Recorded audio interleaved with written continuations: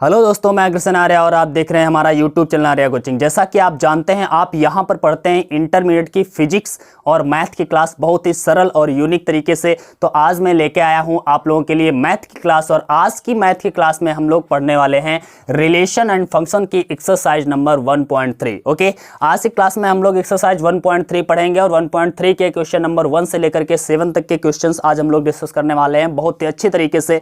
तो अगर आप लोगों ने पिछले वाले वीडियोस नहीं देखे हैं, मतलब रिलेशन और फंक्शन के, तो प्लीज़ उन वीडियोस को देख लीजिए, क्योंकि आप अगर शुरुआत से देखेंगे तो आपका सारा कॉन्सेप्ट क्लियर होगा और आप आसानी से समझ पाएंगे। ठीक है, तो आज की क्लास को स्टार्ट करते हैं। लेकिन क्लास स्टार्ट करने से पहले मैं कहना चाहूँगा कि अगर अभी तक आपने हमारा चैनल सब्सक्राइब नहीं किया है तो सब्सक्राइब कर लीजिए और बेल आइकन को जरूर प्रेस कर दीजिए, जिससे आपको आने वाले वीडियोज़ का नोटिफिकेशन आसानी से मिल सके। ठीक है, तो आज की क्लास हम लोग स्टार्ट करते हैं। आज की क्लास में हम लेते हैं, सबसे पहले हमें यह समझना है कि आखिर इस क्लास में, मतलब जो इस प्रश्नावली की बात करने जा रहे हैं एक्सरसाइज 1.3, इसमें है क्या। ठीक है, तो अब हमें यह देखना है कि फलन हम लोगों ने देखा था एकाकी था, आच्छादक था।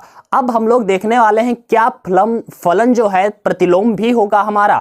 अगर फलन प्रतिलोम है तो उसकी क्या कंडीशंस होती हैं, आखिर फलन प्रतिलोम कब होता है, प्रतिलोमीय फलन आखिर कब होता है, ये हम लोग जानने वाले हैं। तो सबसे पहले इन सब छोटी छोटी बातों की जानकारी ले लेते हैं, उसके बाद में हम लोग एक्सरसाइज स्टार्ट करेंगे। ठीक है, प्रतिलोम फलन आपको अगर सिद्ध करना हो कभी कि यह फलन प्रतिलोम है, तो हम कैसे सिद्ध करते हैं। तो एक बात मैं आपको बता दूं, यदि आपका कोई भी फलन एकाकी है, मतलब 1 है, ठीक है, एकाकी है और आच्छादक है, मतलब ऑन्टो है, मतलब एकाकी भी हो और आच्छादक भी हो। अगर कोई भी फलन एकाकी है और ऑन्टो है, मतलब आच्छादक है, तो वह फलन प्रतिलोमीय फलन होता है, प्रतिलोम फलन होता है, उसका प्रतिलोम प्राप्त हम कर सकते हैं। ठीक है, याद रखिएगा, यदि कोई फलन 1 है और ऑन्टो है तभी हम उसका प्रतिलोम प्राप्त कर सकते हैं। यदि 1 है, ऑन्टो नहीं है, तब भी हम उसका प्रतिलोम नहीं प्राप्त कर पाएंगे। यदि ऑन्टो है, 1 नहीं है, तब भी हम उसका प्रतिलोम प्राप्त नहीं कर पाएंगे।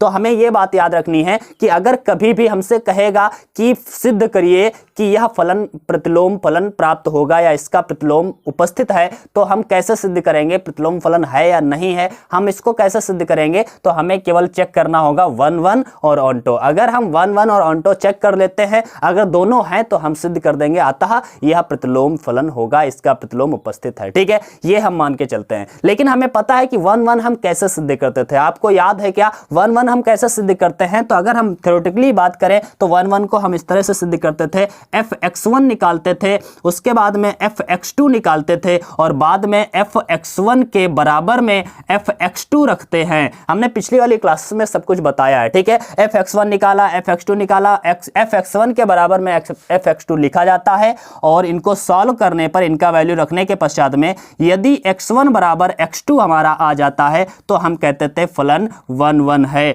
मतलब एकाकी है। ठीक है, एकाकी कब होता था, fx1 निकालिए, fx2 निकालिए, दोनों को बराबर रखिए और x1 बराबर x2 आता है अगर, तो वह फलन 1 होता है, एकाकी होता है। आच्छादक हम कैसे चेक करते थे बच्चा, आच्छादक चेक करने के लिए हमें क्या करना होता था, हम करते थे जो भी फलन दिया होता था, जैसे कुछ भी दिया है, fx = दिया है 3x + 2, कुछ भी दिया है। ठीक है, इसके बाद में हम क्या करते थे, यहां पर इसको हम y मान के चलते थे, और 3x + 2, और यहां से हम x का वैल्यू निकाल लेते थे। ठीक है, जो भी x का वैल्यू आता था उस x के वैल्यू को इस वाले फंक्शन में दोबारा रखते थे, और दोबारा रखने पर यदि उस फंक्शन का वैल्यू जो है यहां पर y निकल के आता था, तो हम कहते थे कि वह फलन आच्छादक होगा। भैया आच्छादक के लिए मैंने कल वाली क्लास में बताया था, एक क्वेश्चन भी आया था, वैसा मैंने बताया था, ध्यान से देखिए। हमें क्या करना होता है, fx के रूप में कोई भी फलन दिया होता है, उससे हम fx को y मान लेते हैं, y के बराबर में उस फलन को लिख लेते हैं। उसके बाद में हम y के पदों, अभी तो हमने देखा कि 3x + 2 है, अब यहां से इसमें से कुछ भी क्रॉस मल्टीप्लाई करके, कुछ भी करके हमें क्या करना होता है, x का वैल्यू निकालना होता है। और x का वैल्यू किस पदों में, y के पदों में। x का वैल्यू जो y के पदों में निकलता है, वही x का वैल्यू पुनः इस फलन में हम रखते हैं और फलन में रखने के पश्चात में इसको हम जब सॉल्व करते हैं x का वैल्यू रखने के बाद में, यदि उसको सॉल्व करने के बाद में केवल y बचता है, y आ जाता है, तो हम कहते हैं फलन कैसा है, आच्छादी है, मतलब आच्छादक है। तो ये बातें हमें याद रखनी है। 1 1 हम कैसे सिद्ध करते हैं और ऑन्टो हम कैसे सिद्ध करते हैं, ठीक है। यदि दोनों बातें आपको क्लियर है तो फिर हम लोग आगे बढ़ेंगे, ठीक है। जब भी हमें प्रतिलोम फलन सिद्ध करना होगा तो हमें 1 1 और ऑन्टो चेक करना होगा। अगर दोनों है तो प्रतिलोम फलन सिद्ध हो जाएगा, ठीक है। लेकिन जब कहेगा प्रतिलोम फलन ज्ञात कीजिए, मतलब इस फलन का प्रतिलोम ज्ञात कीजिए, तो जब प्रतिलोम ज्ञात करना होगा तब हम उसका प्रतिलोम ज्ञात करेंगे। लेकिन जब सिद्ध करना होगा तो 1 1 और ऑन्टो ही हमें चेक करना होगा। अब प्रतिलोम कैसे ज्ञात करते हैं वो हम लोग आगे क्वेश्चन आएंगे तो हम बताएंगे, ठीक है। चलो हम एक और बात बता देते हैं। यहाँ पर गॉफ और फॉग, इसका मतलब क्या होता है अभी आपको देखने को मिलेगा। गॉफ और फॉग या फिर फॉफ या फिर गॉग, ठीक है, इस तरह से आपको वर्ड्स मिलने वाले हैं अभी। तो इसका मतलब होता है g of f, g of f, ठीक है। इसको हम नॉर्मली जी ऑफ एफ को हम जी ऑफ एफ एक्स लिख लिया करते हैं, सब में हम एक्स लगा लेते हैं, एफ एक्स, ठीक है। इसको हम क्या लिख सकते हैं, जी एफ एक्स, इस तरह से हम इसको लिख सकते हैं, ठीक है। जी ऑफ एफ को हम जी ऑफ एफ एक्स लिख देते हैं और उसके बाद में ओ हटा करके इसको हम ब्रैकेट में लिख देते हैं जी ऑफ एफ एक्स, ठीक है। इसी प्रकार हम इसको क्या लिख सकते हैं, एफ ऑफ जी एक्स, ऐसे लिख सकते हैं, ठीक है। इसको भी हम इस तरह से लिख सकते हैं जी एक्स, ओके। इसको हम क्या लिख सकते हैं, एफ ऑफ एफ एक्स लिख सकते हैं और इसको हम क्या लिख सकते हैं, एफ एक्स, ओके। इसको हम क्या लिख सकते हैं, जी ऑफ जी एक्स लिख सकते हैं और इसको हम लिखते हैं जी ऑफ जी एक्स, ओके। और यहां पर हम जो भी वैल्यू होता है रख लेते हैं। तो हम देख रहे हैं कि इनको हम इस तरह से लिख सकते हैं, मैंने केवल ये बताने की कोशिश की है। चलो हम लोग चलते हैं क्वेश्चन नंबर 1 पर, ठीक है। एक्सरसाइज का क्वेश्चन नंबर 1 हम देखें तो उसमें दिया गया है, क्वेश्चन नंबर आपके स्क्रीन पर दिख रहा होगा, दिया गया है मान लीजिए कि एफ का जो दिया गया है फलन 1 3 4 और 2 1 2 5, ओके, ये दिया गया है। जैसे कल वाले क्वेश्चन हम लोग जब देख रहे थे तो वहां पर दिया था एफ आर टू आर, यहां पर आर टू आर नहीं दिया है, ये समुच्चय है, टू ये समुच्चय है, ठीक है, ये दिया गया है। इसी प्रकार जी आगे दिया गया है, जी 1 2 5 2 1 3, ठीक है। इसके बाद में एफ फलन जो है डिफाइन कर दिया गया है और जी फलन डिफाइन कर दिया गया है। अब ध्यान से देखिएगा, इसको जरा ध्यान से समझना। हम अगर इसको वेन आरेख में बदलें तो क्या हो जाएगा, ध्यान से देखिएगा, इस तरह से हम बदल सकते हैं। ये है हमारा डोमेन और ये है हमारा रेंज। डोमेन यहां पर 1 3 4 है, ठीक है, ये एफ का है, एफ का डोमेन, ठीक है। और ये है हमारा रेंज जो है वो 1 2 5 का है, ठीक है। और फंक्शन भी यहां पर डिफाइन है एफ का, एफ फंक्शन डिफाइन है। एक किससे कनेक्टेड है, एक जो है वो 2 से कनेक्टेड है, एक 2 से कनेक्टेड है, 3 किससे कनेक्टेड है, 3 5 से कनेक्टेड है, 3 5 से कनेक्टेड है और 4 1 से कनेक्टेड है, 4 1 से कनेक्टेड है, ठीक है। इस तरह से हमने देखा तो हम कह सकते हैं यहां पर F1 जो है, F1 का वैल्यू कितना है, 2, ठीक है। यहां पर हम कह सकते हैं F3 का वैल्यू कितना है, F3 का वैल्यू है 5 और यहां पर F4 की बात करें तो F4 का वैल्यू कितना है, 1 है, ठीक है। इसी प्रकार अगर हम यहां पर इसकी बात करें, इस वाले की बात करें, G की बात करें तो G में भी हम ऐसे वेन डायग्राम बना सकते हैं और उसमें भी वैल्यू रख सकते हैं 1 2 5 और वहां पर क्या है 1 और 3 ओनली, ओके।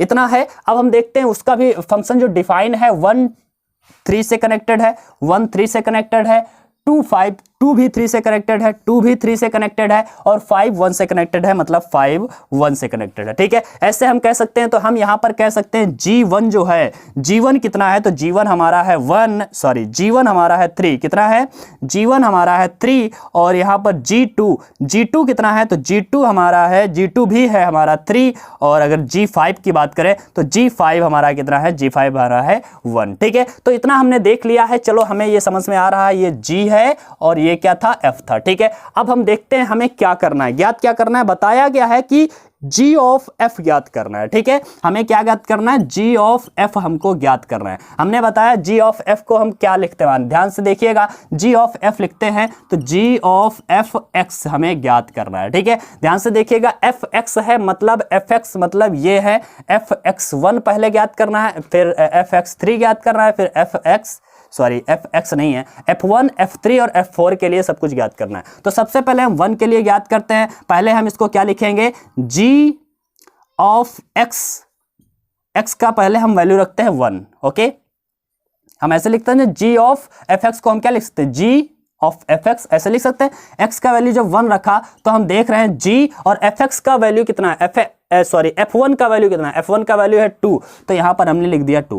f1 का वैल्यू g ऐसे ही लिख दिया, f1 का वैल्यू क्या था, f1 का वैल्यू था 2, हमने 2 लिख दिया। अब ध्यान से देखना जरा, g2 का वैल्यू क्या है, तो g2 का वैल्यू है 3, तो ये आ गया 3। मतलब जब x 1 था तो g ऑफ f कितना आया, 3। तो इसका मतलब है गॉफ का जो पहला अवयव आया है, g ऑफ f का जो पहला अवयव आया है, x जब 1 था तो गॉफ कितना आया है, 3, मतलब ये पहला अवयव आ गया। ठीक है, दोबारा में f3 के लिए निकालते हैं, मतलब g ऑफ f1 हो चुका है, f3 का निकालते हैं। ठीक है, f3 का जब हम निकालेंगे तो f3 का वैल्यू रख दीजिए, ध्यान से देखिएगा भाई, f3 का वैल्यू कितना है, तो f3 का वैल्यू है 5, कितना है 5, तो यहां पर हमने लिख दिया 5। भाई देख लीजिए, g ऑफ f x था, x जगह पर 1 रख चुके थे, अब x जगह पर 3 रखना था। ठीक है, तो g ऑफ f3 रख दिया, और f3 का वैल्यू कितना है 5, तो मैंने 5 लिख दिया। अब g5 का वैल्यू कितना है, g5 का वैल्यू है 1, मतलब g5 का वैल्यू कितना है 1 है। तो हम देख रहे हैं x जब 3 रखा है तो वैल्यू आया है 1, मतलब 3,1। ओके, इसी प्रकार अब हम देखें, अगर हमें और क्या रखना है, f4 रखना है अभी। ठीक है, तो लिखते हैं g और ब्रैकेट में लिखेंगे f4। ओके, जब f4 रखेंगे तो f4 का वैल्यू कितना रखेंगे, 1। ओके, तो ये लिखते हैं g और f4 का वैल्यू हो गया 1, और g1 का वैल्यू कितना है बच्चा, g1 का वैल्यू है हमारा 3, तो हमने लिख दिया 3, मतलब 4 का कितना आया 3, 4 का कितना आया है 3, तो ये हो जाएगा 4,3। अब देख रहे हैं यही हमारा g ऑफ f का आंसर होने वाला है। ठीक है, तो हमने g ऑफ f इसका निकाल लिया है, 1,3, 3,1 और 4,3। देख रहे हैं बहुत ही आसान है, बहुत ही आसानी से आप लोग निकाल सकते हैं, बस आपको थोड़ा सा दिमाग लगाने की जरूरत है। ठीक है, तो चलो चलते हैं क्वेश्चन नंबर इसके 2 पर। क्वेश्चन नंबर 2 भी बहुत ही ईजी है, आप लोग बहुत ही आसानी से कर पाएंगे, बस याद रखिएगा कि हमें करना क्या है और कैसे किया जाता है। ठीक है, g ऑफ f को हम क्या लिख सकते हैं, मैं दोबारा बता रहा हूं, g ऑफ f अगर लिखा है या fx लिखा है तो इसको हम क्या लिखते हैं, g ब्रैकेट में लिख देते हैं fx, मैंने अभी बताया था, इसी का इस्तेमाल अभी हमने पीछे किया भी है। ठीक है, चलो हम चलते हैं अगले क्वेश्चन नंबर 2 पर, और क्वेश्चन नंबर 2 हमारा क्या बताया गया है, आपको स्क्रीन पर दिख रहा होगा। क्वेश्चन नंबर 2 में दिया गया है, मान लीजिए कि f, g तथा h r से r तक दिए फलन है। ठीक है, मतलब f है और g और h ये फलन है, r से r तक के दिए गए फलन है, r से r तक दिए गए फलन है। ठीक है, r से r तक दिए गए फलन है, तो सिद्ध कीजिए, क्या सिद्ध करना है, यहां पर सिद्ध करना है f plus g of h। Okay, f plus g of h बराबर में हमें सिद्ध करना है f of h plus f of g, ऐसे ही कुछ सिद्ध करना, sorry g of h। Okay, ये हमको सिद्ध करना है। नंबर 1 ये सिद्ध करना है, नंबर 2 हमें सिद्ध करना है, वो अभी हम लोग देखेंगे। ठीक है, चलो हम यहां पर लिख ही देते हैं नंबर 2, और हमें क्या सिद्ध करना है, तो हमें और सिद्ध करना है f g of h equal क्या सिद्ध करना है, f of h into g of h। Okay, so ये हमें सिद्ध करना है, पहले ये हम सिद्ध करते हैं, फिर हम वो सिद्ध करेंगे। ध्यान से देखिएगा, हम इसे क्या कर सकते हैं, हम LHS ले रहे हैं, LHS में क्या लेंगे, f plus g of h x ले लेते हैं। ठीक है, x तो ले लेते हैं, हमने बताया था। अब हम क्या कर सकते हैं भाई, हम अब ऑफ हम यहाँ पे हटाते हैं। ठीक है, जब हम ऑफ हटाते हैं तो क्या आता है, आप लोगों को पता है, मैंने अभी बताया था, जब हम ऑफ हटाते हैं तो ये आ जाता है hx, इस तरह से हमें लिख देना होता है। ठीक है, जब हमने hx इस तरह से लिख दिया, अब इसका हम अंदर मल्टीप्लाई कर दें तो क्या बन जाएगा, hx f hx यही बन जाएगा ना, और प्लस g hx यही बन जाएगा। जैसे ही हम अगर देख रहे हैं कि f जब हम ये ब्रैकेट हटाएंगे तो o आ जाता है, जब o हटाते थे तो ब्रैकेट लग जाता है, और जब ब्रैकेट हटाते हैं तो o आ जाएगा, इसका मतलब क्या हो जाएगा, f o h x plus यहाँ पर g ऑफ h x। हम यहाँ पर से x हटा भी सकते हैं क्योंकि x तो अपने पास सही लिया जाता है, तो ये हो जाएगा f of h plus g of H. मेरे ख्याल से समझ में आ गया होगा, इसमें कोई दिक्कत वाली बात नहीं है, ठीक है। बस बहुत ही इजी है, इसमें कुछ भी नहीं करना था, बहुत ही आसानी था, बस हमने देख लिया है, RHS हमने प्रूव कर दिया है, ठीक है। इसी प्रकार यहाँ पर भी करना है। हम क्या करेंगे यहाँ पर F into g of h x, इसको हम लिख सकते थे, और अब हम किसे क्या लिखेंगे, ऑफ हटाएंगे, मतलब ओ हटाएंगे तो ब्रैकेट लिख देंगे, तो एफ इंटू जी, और ब्रैकेट के भीतर हम लोग क्या लिखने वाले हैं, एच एक्स। अब एच एक्स की हम अंदर मल्टीप्लाई करते हैं, एफ के साथ में, जी के साथ में अलग अलग करना होता है, मल्टीप्लाई नहीं ये होता है, अलग अलग करना होता है, ठीक है। तो ये क्या हो जाएगा, एफ और ब्रैकेट में हो जाएगा एच एक्स, ठीक है, और इंटू में जी, और ब्रैकेट में हो जाएगा एच एक्स, ओके। तो यहाँ पर हम जब ब्रैकेट हटाएंगे तो ओ आ जाता है, तो एफ ओ एच एक्स, और यहाँ पर आ जाएगा जी ओ एच एक्स, ओके। तो ये हो जाएगा हमारा एफ ओ एच, और इंटू में आ जाएगा जी ओ एच, ओके। तो ये हो गया हमारा आंसर जो हमें सिद्ध करना था। देख रहे हैं इसमें कुछ भी दिक्कत वाली बात नहीं थी। क्वेश्चन नंबर 2 तो बहुत ही इजी है, इसलिए आप लोग कोई भी टेंशन नहीं पा रहे होंगे, इसमें तो आसानी से आप लोग खुद ही कर लेते होंगे, ठीक है।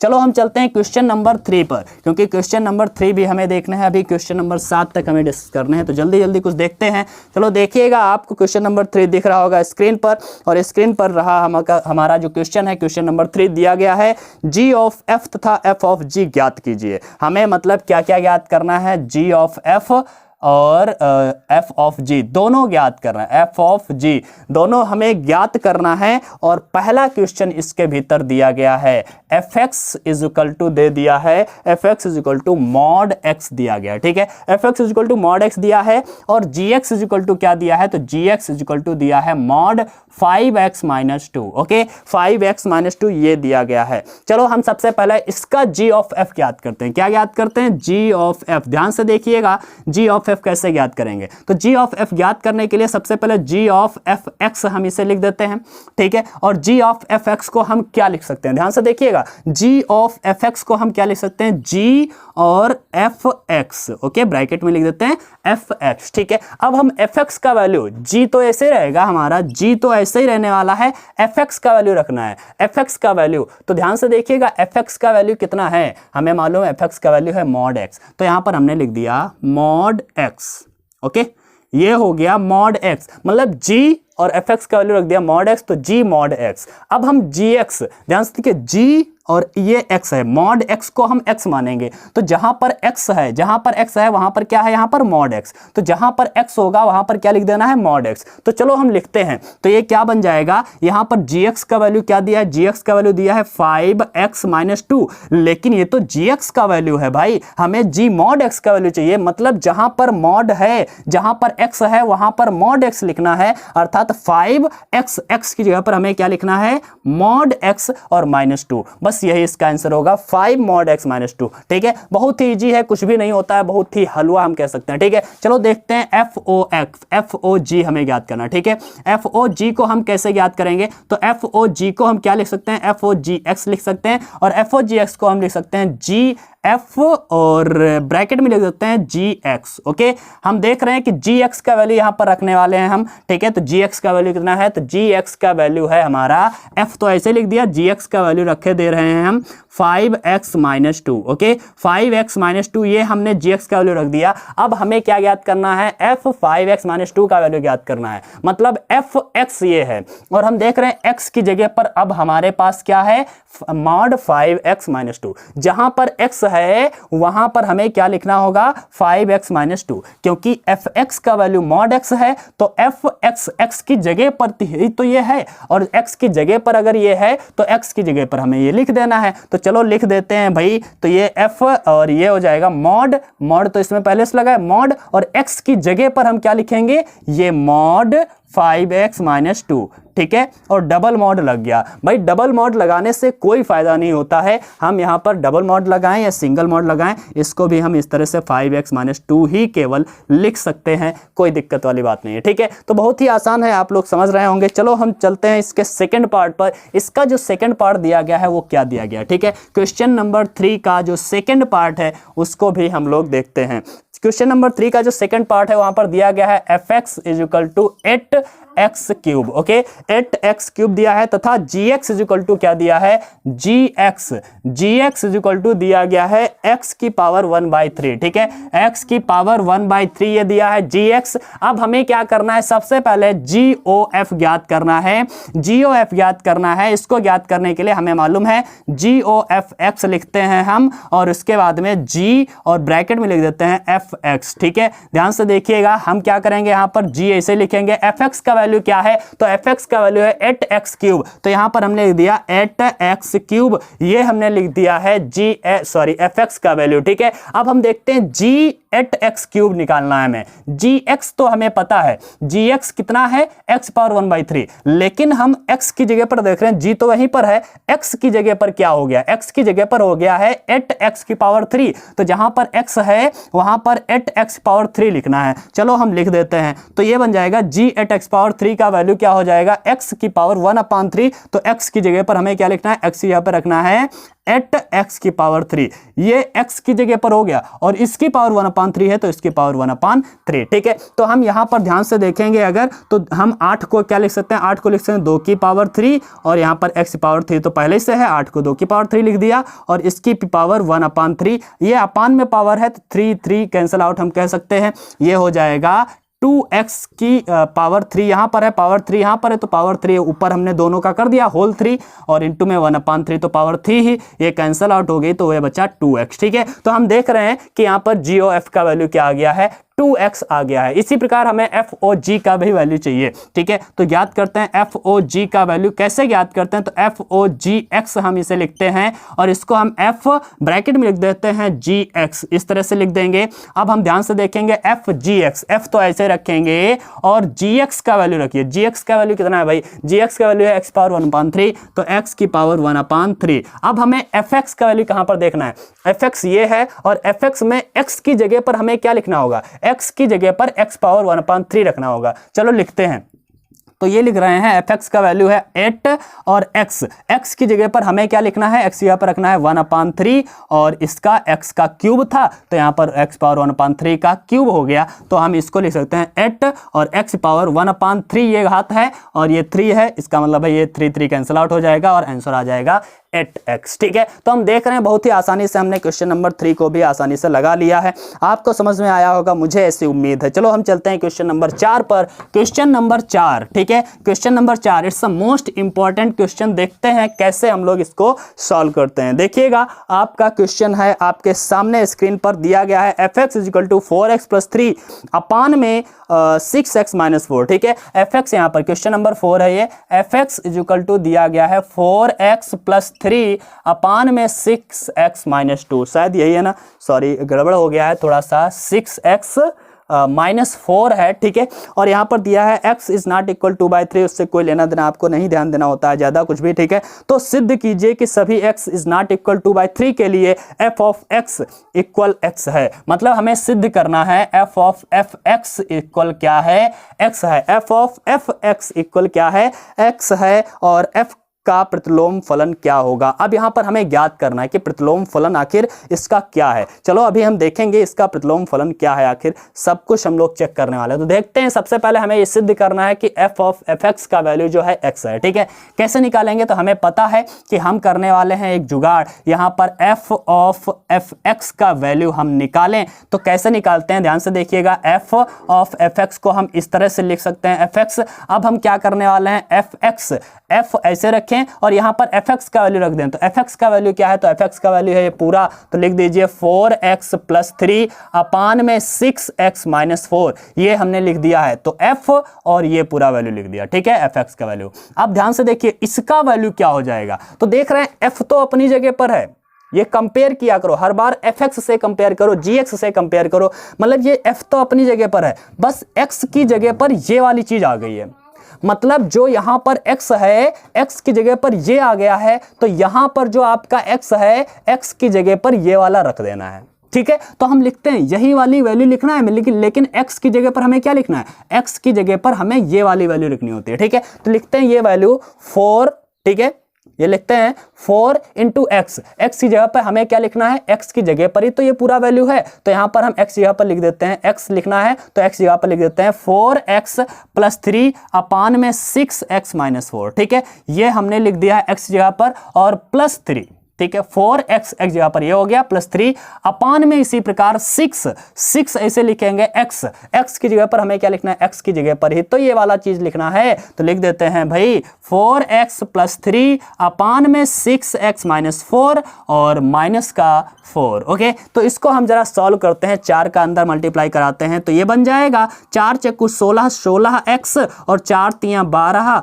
और अपान में क्या हो जाएगा 6x माइनस 4 और प्लस में अलग 3 रहेगा। इसी प्रकार नीचे क्या हो जाएगा 6 चौक 24 24x और 6 तियां 18 18 अपान में हो जाएगा 6x माइनस 4। ठीक है, और माइनस में हो जाएगा 4। नीचे आपको दिख रहा है क्या, एक बार मैं चेक कर लेता हूं क्योंकि कभी कभी गड़बड़ हो जाता है। चलो दिख रहा है आपको, कोई बात नहीं है। चलो हम अब देखते हैं आगे क्या करना होगा। ठीक है, हमें क्या करना है, इसको मल्टीप्लाई कराना है क्योंकि यहां पर एलसीएम लेंगे तो इसका मल्टीप्लाई होना ही है। ठीक है, तो देखते हैं 16x माइनस 12 और प्लस यहां पर हम कर रहे हैं 6x की 3 के साथ गुणा 6 तियां 18, ये हो जाएगा 18x। ठीक है, और माइनस 4 तियां 12 माइनस का 12। ओके, हो सॉरी बच्चों, थोड़ा सा गड़बड़ हो गया है यहाँ पर, सॉरी ये प्लस का था 6, यहाँ पर 4 चक्कू 16x और प्लस का होना था 12, तो यहाँ पर प्लस का कर दीजिएगा 12। ठीक है, और अपान में हमारा ये वाला 6x माइनस 4 आ गया है। ठीक है, अब इसके अपान में क्या है, इसके सबके अपान में क्या है, ये वाला,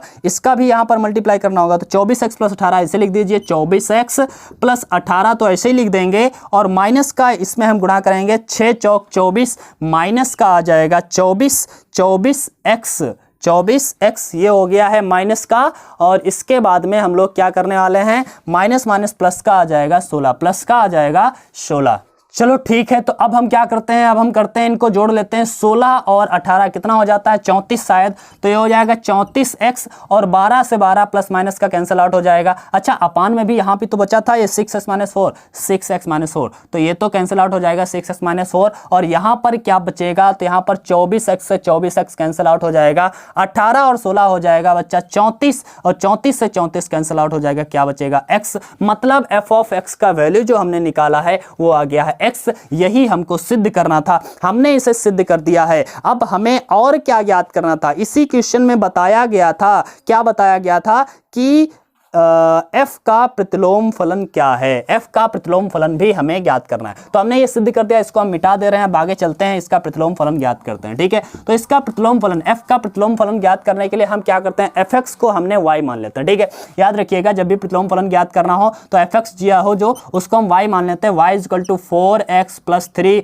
अपान में 6x माइनस 4। अब हम y तो हमने इसको मान लिया, इसके बाद में हमें कुछ भी करके x के रूप में x का वैल्यू हमें निकालना होता है। क्या निकालना होता है, x का वैल्यू निकालना होता है। चलो हम x का वैल्यू निकालते हैं, तो हम ये लिख सकते हैं कि यहां पर इधर त्रियक गुणा करिए पहले, तो पहले त्रियक गुणा करेंगे तो हो जाएगा 6xy और उसके बाद में माइनस का 4y। ठीक है, गुणा कर दिया, इक्वल में 4x प्लस 3। ओके, यहां पर हम x वाले एक तरफ कर लेंगे, y वाले एक तरफ, तो x वाला इधर लेके आते हैं तो ये है 6xy और माइनस का 4x लेके आएंगे, बराबर में 4y उधर कर देंगे तो प्लस का 4y और प्लस का 3 उधर पहले से ही है। ठीक है, हमने देख लिया 6xy इधर है, 4x उधर प्लस का था, इधर आया माइनस का आ गया, 4y इधर माइनस का था, उधर कर दिया प्लस का हो गया 4y और प्लस का 3x। यहां पर हमें x का वैल्यू निकालना है तो x हमने ले लिया कॉमन, और जब x कॉमन ले लिया तो क्या बचेगा 6y minus 4, 6y minus 4, x तो कॉमन हो गया है, इक्वल में बचेगा 4y plus 3। Okay, 4y plus 3, इसको हम अपान में कर दें तो जब हम इसको अपान में कर देंगे तो x का वैल्यू निकल के आने वाला है 4y plus 3, 4y plus 3 upon में हो जाएगा भाई 6y माइनस 4। ठीक है, तो हम इस x को निकाल चुके हैं वैल्यू, और यही x का जो वैल्यू होता है यही इसका प्रतिलोम होता है, हम इस x को gy कह सकते हैं। ठीक है, जैसे हमने कह दिया था fx को y कहते हैं तो fy को हम g y कह देते हैं, सॉरी x को हम gy कह देते हैं, ठीक है, कोई दिक्कत वाली बात नहीं है। तो इसको हम gy कह सकते हैं। तो gy इक्वल टू कितना है 4y प्लस 3 अपान में 6y माइनस 4, ठीक है। इसको हमने देख लिया है, जैसे भाई y को हम fx कहते हैं तो x को gy नहीं कह सकते या fy नहीं कह सकते, fy कहिए। fy हम तब कहते हैं जब सेम जैसी सिचुएशन हो। यहां पर देखिए 4x x और x y में ही डिफरेंस है और सब कुछ सेम है, तो हम इसे fy भी कह सकते हैं, ठीक है। अलग कुछ भी होता है तो gy कह देते हैं, कोई दिक्कत वाली बात नहीं है। तो हम देख रहे हैं कि ये जो f x का जो इन्वर्स आया है, f इन्वर्स जो x आया है वो gy निकल के आया है। और gy का वैल्यू क्या है, तो gy का वैल्यू भाई हम कह सकते हैं ये सेम जैसे दिख रहे हैं। अगर हम यहीं पर x की जगह पर y कर देते तो हमारा इन्वर्स वही मिल रहा 4y प्लस 3 अपान 6y माइनस 4, वही तो मिल जाएगा। हम कह सकते हैं कि f इन्वर्स का जो इन्वर्स निकला है, इन्वर्स निकला है वो क्या निकला है, fy निकला है, ठीक है। x जगह पर हमने y कर दिया, मुझे लग रहा है ऐसे ही केवल y कर दिया है। तो हम ऐसे छोड़ दें या फिर ऐसे छोड़ दें या फिर इसका ये इक्वेशन जो है हमने प्रतिलोम निकाला है ऐसे भी छोड़ सकते हैं। हम यहाँ पर छोड़ दें कोई दिक्कत नहीं है, यहाँ पर बता दें तब भी कोई दिक्कत नहीं है, यहाँ पर बता दें कोई दिक्कत नहीं है, ठीक है। तो कोई दिक्कत वाली बात नहीं है, आप लोग समझ गए होंगे मेरे ख्याल से। हमें क्या करना होता है, प्रतिलोम में जो भी fx फलन दिया होता है उसको हम y मान लेते हैं, y को हल करके और x का मान निकालना होता है और x को हम gy लिख देते हैं, gy इक्वल टू वो, बस यही हमारा आंसर हो जाता है। हमें बहुत ही आसानी से अब पता चल चुका है, ठीक है। तो चलो अब चलते हैं क्वेश्चन नंबर 5 पर, ठीक है। क्वेश्चन नंबर 5 देखते हैं, इसका आपके स्क्रीन पर दिख रहा होगा क्वेश्चन नंबर 5 और मैं पढ़ता हूं। इसे दिया है कारण सहित बतलाइए कि क्या निम्नलिखित फलनों के प्रतिलोम हैं। अब हमें चेक करना है कि इनका प्रतिलोम है या नहीं है। मैंने बताया था कि हम प्रतिलोम चेक कैसे करते हैं, निकालना हो तो कैसे निकालते हैं। मैंने fx को बताया, y मान लीजिए, y को हल करके x का वैल्यू निकाल लेते हैं और वही उसका प्रतिलोम होता है। लेकिन अगर चेक करना हो कि ये प्रतिलोम है या नहीं है तो हम कैसे चेक करते हैं, तो हमें मालूम है प्रतिलोम वही फलन होते हैं जो एकाएकी हो और आच्छादक हो, ठीक है। हम चेक करेंगे यहां पर कि प्रतिलोम है या नहीं है, तो देखेंगे अगर एकाएकी होगा या आच्छादक होगा, दोनों होंगे तभी हम कहेंगे प्रतिलोम है, नहीं तो नहीं है, ठीक है। तो इसका क्वेश्चन नंबर 5 का जो पहला क्वेश्चन दिया गया है f और यहां पर 1 2 3 4, ठीक है, ये दिया है और 2 10, ठीक है। इनका रिलेशन दिया गया है, इनका रिलेशन क्या दिया गया, मतलब इनका जो फलन दिया गया है, सॉरी इनका जो फलन दिया गया है, फलन दे दिया गया, डिफाइन कर दिया गया है 1, 10, 2, 10, 1, 10, 2, 10 और 3, 10, 4, 10, 3, 10 एंड 4, 10, ओके, ये डिफाइन कर दिया गया। ध्यान से देखिएगा, इसको हम जरा वेन डायग्राम बनाते हैं इस तरह से 1 2 3 4 1 2 3 4, ये डोमेन था, इसका रेंज क्या है 10, रेंज है 10। अब यहाँ पर ये कनेक्टेड किससे, यहाँ पर फलन को डिफाइन किया 1 10 से मिला हुआ है, 1 10 से, 2 भी 10 से, 2 भी 10 से, 3 भी 10 से, 3 भी 10 से, 4 भी 10 से, 4 भी 10 से। मतलब है कि सारे के सारे अवयव किसी एक ही से, मतलब सभी डोमेन के लिए कोडोमेन एक ही है, सेम है, सभी डोमेन के लिए कोडोमेन सेम है। ऐसी स्थिति में हम कह सकते हैं यह एकाएकी नहीं है, एकाएकी नहीं है। और यदि एकाएकी नहीं है तो हम क्या कहेंगे, अतः फलन प्रतिलोम नहीं है। तो इस फलन का कोई भी प्रतिलोम नहीं मिल सकता। क्यों नहीं मिल सकता, हमने बता दिया ना, क्यों नहीं मिल सकता, क्योंकि यह एकाएकी नहीं है। क्योंकि प्रतिलोम होने के लिए जरूरी है वह एकाएकी भी हो और आच्छादक भी हो। हमने देखा यह एकाएकी नहीं है तो लिख देंगे, अतः हम देख रहे हैं कि प्रत्येक डोमेन के लिए कोडोमेन का वैल्यू सेम है, अतः यह एकाएकी फलन नहीं है। और यदि फलन एकाएकी नहीं है तो यह इसका प्रतिलोम नहीं होगा, ठीक है। तो इसका प्रतिलोम फिर नहीं है, फलनों के प्रतिलोम नहीं है, ठीक है। चलो हम इसका सेकंड पार्ट देखते हैं क्वेश्चन नंबर 5 का जो सेकंड पार्ट है, ठीक है। ध्यान से देखिएगा, सेकंड पार्ट दिया गया है जी दिया गया है और ये क्या दिया गया है 5 6 7 8 5 6 7 8, ओके। इसके बाद में 2 कहां से कहां तक का दिया है 1 2 3 4, ये दिया गया है। और जहां पर जी को डिफाइन किया गया है, जी को डिफाइन किया गया है 5 5 4 5 4, इसके बाद में 6 3, फिर 7 4 और फिर 8 2, ओके, ये डिफाइन किया गया है। अब हमें ये बताना है कि यह प्रतिलोम इसका है या नहीं है। ध्यान से देखिएगा, हम फिर उसी प्रकार से वेन डायग्राम बनाते हैं। वेन डायग्राम बनाया हमने 5 6 7 8 5 6 7 8 हमने लिखा, ठीक है। यहाँ पर 1 2 3 4 लिखा। अब 5 4 से कनेक्टेड है, 5 4 से कनेक्टेड है, और 6 3 से कनेक्टेड है, 6 3 से कनेक्टेड है, 7 7 4 से कनेक्टेड है, 7 भी 4 से कनेक्टेड है, और 8 2 से कनेक्टेड है, 8 2 से कनेक्टेड है। हम देख रहे हैं क्या यह एक ही है, तो हमें दिख रहा है 5 और 7 दोनों का कोडोमेन सेम है, 4 ही है। 5 का भी 4 है, 7 का भी 4 है, अर्थात ये एक ही नहीं है, और आच्छादक भी नहीं है, क्योंकि यहाँ पर 1 छूट रहा है, अर्थात आच्छादक भी नहीं है। ना ही ये एक ही है, ना ही आच्छादक है, अतः इसका प्रतिलोम नहीं होगा, फलन का प्रतिलोम नहीं होगा। ठीक है, तो हम लिख देंगे हिंदी में कि यह ना तो एक ही है, ना ही आच्छादक है, अतः इस फलन का प्रतिलोम नहीं होगा। हमने लिख दिया। चलो ठीक है, क्वेश्चन नंबर 5 का जो थर्ड पार्ट है उसको भी हम लोग देख लेते हैं। हमें केवल चेक करना है कि इसका प्रतिलोम है या नहीं है, ठीक है। इसलिए हमें निकालना नहीं है, इसका प्रतिलोम निकालना नहीं है तो कोई भी दिक्कत ही नहीं है, ठीक है। चलो हम चेक करते हैं क्वेश्चन नंबर इसका 5 का थर्ड भी चेक कर लेते हैं। क्या दिया गया है? h दिया गया है, h दिया गया है। क्या दिया है? 2 3 4 5, ओके। 2 3 4 5 से लेकर के कहाँ तक दिया गया है? 7 9 11 13, 7 9 11 और 13। आपको क्वेश्चन तो दिख ही रहा होगा, ठीक है। यहाँ पर हमें h डिफाइन भी किया गया है, ये फलन डिफाइन भी कर दिया गया है। फलन डिफाइन क्या किया है? 2 7 2 7 3 9 4 11 और इसके बाद में 5 13 ये दिया गया है। अब हमें देखना है कि यह इसका प्रतिलोम है या नहीं है, ठीक है। तो हम बनाते हैं वेन डायग्राम। वेन डायग्राम बनाएंगे तो आसानी से हम लोगों को समझ में आता है वेन डायग्राम से। चलो 2 3 4 5, 2 3 4 5 ये है डोमेन, और कोडोमेन है 7 9 11 और 13। भाई 2 7 से कनेक्टेड है, 2 7 से, 3 9 से, 3 9 से, 4 11 से, 4 11 से, और 5 13 से, 5 13 से। अब देख रहे हैं क्या किसी डोमेन, किन्हीं भी दो डोमेनों का कोडोमेन सेम है क्या? ऐसा तो है नहीं, सब हर डोमेन का कोडोमेन भी अलग अलग है। ऐसी कंडीशन में यह एक ही है। क्या है? एक ही है, क्योंकि प्रत्येक डोमेन के लिए कोडोमेन का वैल्यू एक अलग वैल्यू है, अतः हम कह सकते हैं यह एक ही है। अब ये आच्छादक है क्या? तो देख रहे हैं कोडोमेन में कोई ऐसा अवयव छूटा है जो कनेक्टेड नहीं है क्या?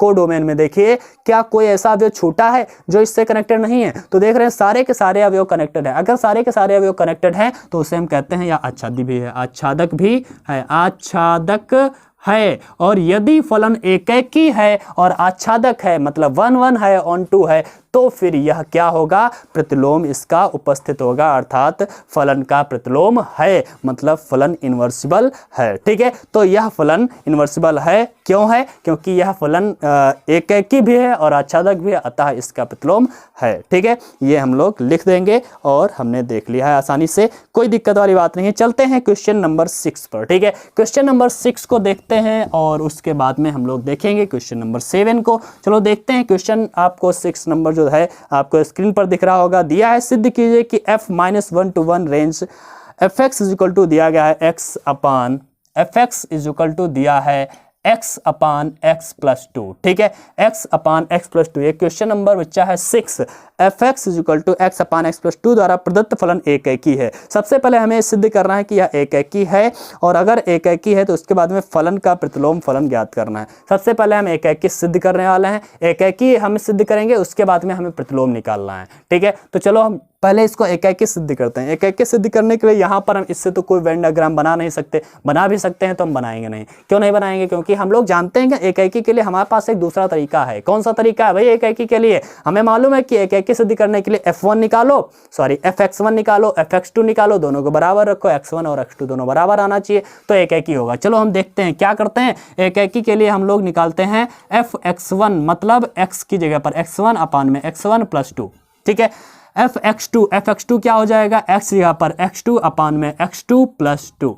अब हमें क्या करना होता है? fx1 के बराबर में fx2 लिखना होता है। fx1 का वैल्यू है x1 अपान में x1 प्लस 2 और बराबर में x2 का वैल्यू है x2 अपान में x2 प्लस 2। ओके, यहाँ पर हम क्रॉस मल्टीप्लाई कराएंगे, तो क्रॉस मल्टीप्लाई कराते हैं तो भाई क्या हो जाएगा, x1 और x2 का वैल्यू हो जाएगा x1 x2 प्लस x1 और 2 का वैल्यू हो जाएगा 2x1। ठीक है, जब गुणा करेंगे इसके बाद इनके गुणा कराइए, x1 और x2 का वैल्यू क्या हो जाएगा, x1 x2 और x2 और x2 का वैल्यू क्या हो जाएगा, मतलब मल्टीप्लाई क्या हो जाएगा 2x2। ओके, तो ये हो जाएगा x1 x2 कैंसिल आउट हो जाएगा, क्या बचेगा 2x1 बराबर में 2x2, यहाँ पर 2 से 2 कैंसिल आउट, यहाँ पर बचेगा x1 इक्वल x2, अर्थात x1 इक्वल x2 अगर आता है तो अतः लिख देंगे अतः फलन एकेकी है, अतः फलन एकेकी है, अर्थात 1 1 है। ओके, अब ये फलन एकेकी है मैंने सिद्ध कर दिया, आधा पार्ट हमने क्वेश्चन का कर दिया है। आगे हमें क्या ज्ञात करना है,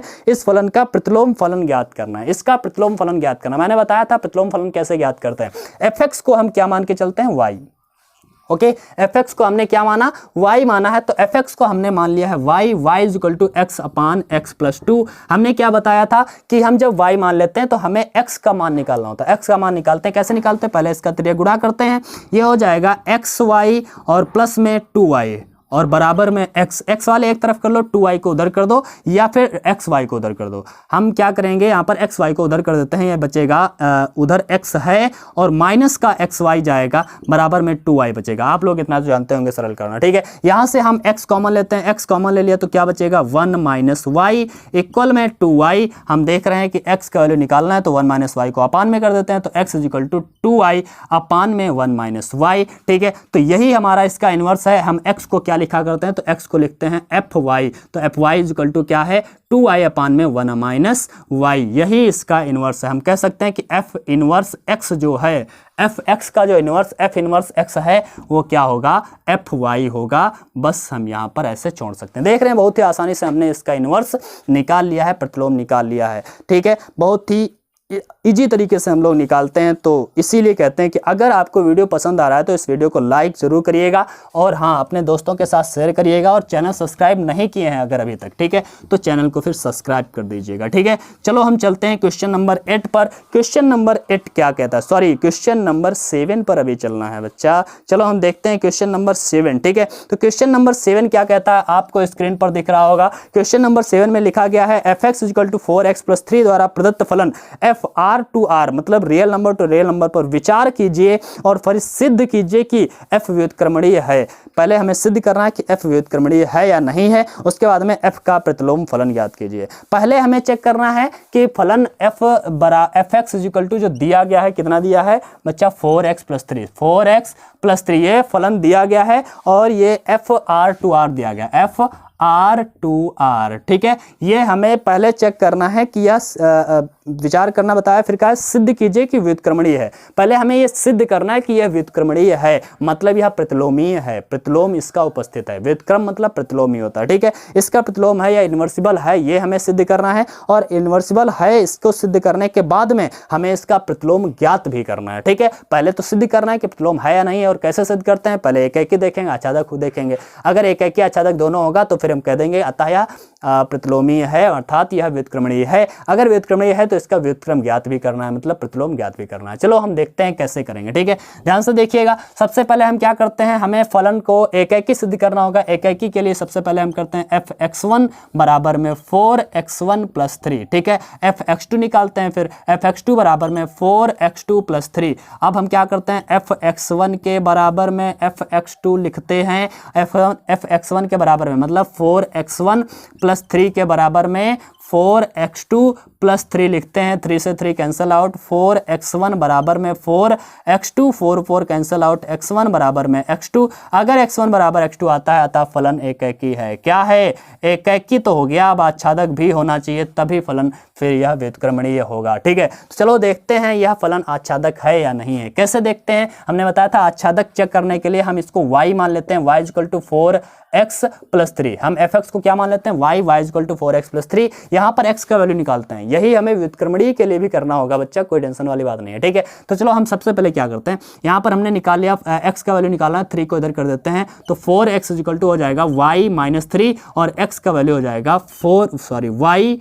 y माइनस 3 अपान में 4। ये तो व्युत्क्रम है, ये तो इसका व्युत्क्रम है। अभी हम लोग यहीं पर व्युत्क्रम यहीं से उठा लेंगे, ठीक है, कोई बात नहीं है। लेकिन हमें क्या कहते हैं, आच्छादक सिद्ध करने के लिए क्या करना होता था, इस x का वैल्यू फलन में रखना होता है, और इस x का वैल्यू फलन में रखने पर यदि हल करने पर y आ जाता है तो फिर क्या कहते हैं कि फलन आच्छादक होता है, ठीक है। चलो हम रखते हैं x का वैल्यू हमें क्या लिखना है, x का वैल्यू लिखना है y माइनस 3 अपान में 4, ठीक है, इक्वल में 4, x यहाँ पर हमें क्या लिखना है, x यहाँ पर रखना है y माइनस 3 अपान में 4 और प्लस में 3। ये 4 से 4 कैंसिल आउट हो जाएगा, अपान में है तो ये आ जाएगा एफ वाई माइनस 3 अपान में 4 इक्वल हो जाएगा y माइनस 3 और आगे है ये प्लस 3 माइनस 3 कैंसिल आउट, तो हमने देखा कि इसका वैल्यू आ गया है y। अगर ये वैल्यू y आता है अतः लिख देंगे, अतः फलन आच्छादक है। क्या है, आच्छादक है, क्योंकि x का वैल्यू अगर फलन में रखें, x का वैल्यू निकालते हैं फिर वही x का वैल्यू फलन में रखते हैं,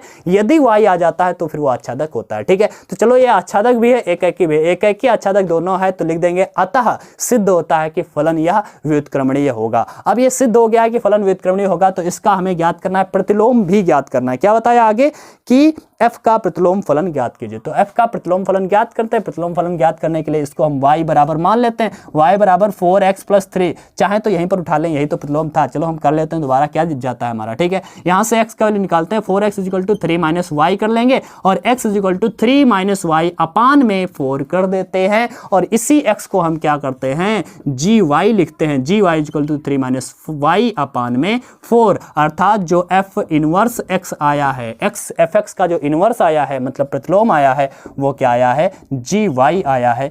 ये हमारा सिद्ध होता है इस तरह से, ठीक है। तो हमने ये सिद्ध कर दिया है बहुत ही आसानी से। हम देख रहे हैं कि ऐसे ही हम लोग बहुत ही आसानी से, बहुत ही जितना इजी हो सकता है, जितनी सरल भाषा हो सकती है, अपनी भाषा में मैथ को समझिए, फिजिक्स को समझिए और फेल करिए, ठीक है, तभी आप बहुत ही अच्छे से समझ पाएंगे। इतना याद रखना बच्चा, आप केवल और केवल ज्ञान प्राप्ति के लिए पढ़ रहे हैं, नंबर प्राप्ति के लिए नहीं कि एग्जाम में बहुत सारे नंबर आ जाए। बच्चा जब आपके पास नॉलेज होगा तो नंबर तो आएंगे ही, ठीक है, फिर कहाँ जाएंगे ना, कहते हैं ना एक्सीलेंस का पीछा करो, सक्सेस का नहीं। और जब एक्सीलेंस आपके पास होगा, आप एक्सीलेंट होंगे, तो 100% सक्सेस आपके पीछे पीछे दौड़ के चली आएगी और आपके चरणों पर गिर पड़ेगी, ठीक है। तो बी रेडी, आप लोग बस एक्सीलेंस का पीछा करते रहिए, नॉलेज प्राप्त करिए। ये ना सोचिए कि हमें ज्यादा नंबर लाना है एग्जाम में, नहीं, आपको नॉलेज पाना है, इसको हमें कैसे सॉल्व करना है ये जानना है, और ये सब अब जानकारी इकट्ठा कर लेंगे तो फिर एग्जाम में तो नंबर आ ही जाएंगे। ये तो मेरी गारंटी है, ठीक है। मैं वादा करता हूं कि आप बहुत ही अच्छे नंबरों से पास होने वाले हैं। तो आज मैं कहना चाहूँगा कि अगर आप अभी तक चैनल सब्सक्राइब नहीं किए हैं तो सब्सक्राइब कर दीजिए, और लाइक नहीं किया है अभी तक तो लाइक कर दीजिए वीडियो को, और अपने दोस्तों के साथ जरूर शेयर करिए, ठीक है, क्योंकि बहुत सारे बच्चे ऐसे हैं जो सबकी भाषा नहीं समझ पाते हैं। तो यहाँ पर मैं अपनी भाषा बोलता हूँ ना, अपने जो हम लोगों की बोलचाल की भाषा होती है वही हम लोग यहाँ पर इस्तेमाल करके सब समझते हैं, तो बहुत ही आसानी से समझ पाते हैं हम लोग, ठीक है। तो इसीलिए मैं कहना चाहूँगा कि बहुत ज़्यादा से ज़्यादा इसको शेयर करिए अपने दोस्तों के साथ, अपने जितने भी रिलेटिव्स हैं, जो पढ़ने वाले बच्चे हैं, उन सबके पास पहुँचाइए, और अपने परिवार को बड़ा करिए, मतलब इस आर्या कोचिंग परिवार को बड़ा करिए, ठीक है। तो चलो हम फिर मिलते हैं नेक्स्ट वीडियो में, तब तक के लिए बाय बाय।